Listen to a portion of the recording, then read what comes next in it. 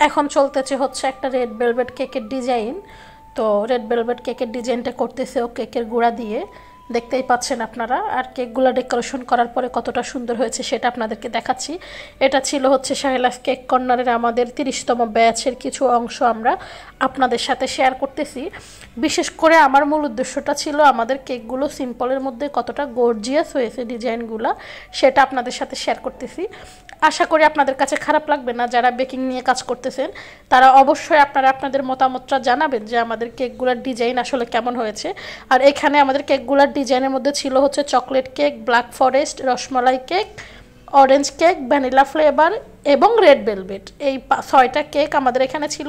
সাথে ছিল হচ্ছে বাটার ফাউন্ড কেক, এটা ছিল হচ্ছে চকলেট, আর এটা রসমালাই ছিল। তার পাশেরটা ছিল হচ্ছে চকলেট, তারপরে ছিল ভ্যানিলা, তারপরে ছিল হচ্ছে অরেঞ্জ ফ্লেভার, এবং হার্ট শেপের যেটা ছিল সেটা ছিল হচ্ছে রেড ভেলভেট। আর পাশে ছিল হচ্ছে বাটার পাউন্ড কেক এবং চকলেট টপার তৈরি করেছি, সেটাও হচ্ছে আপনাদের সাথে শেয়ার করলাম। তো আপনারা যারা বেকিং নিয়ে কাজ করেন অবশ্যই কিন্তু জানাবেন যে আমাদের কেকগুলা সত্যি সুন্দর হয়েছে না, সিম্পলের মধ্যে গর্জিয়াস।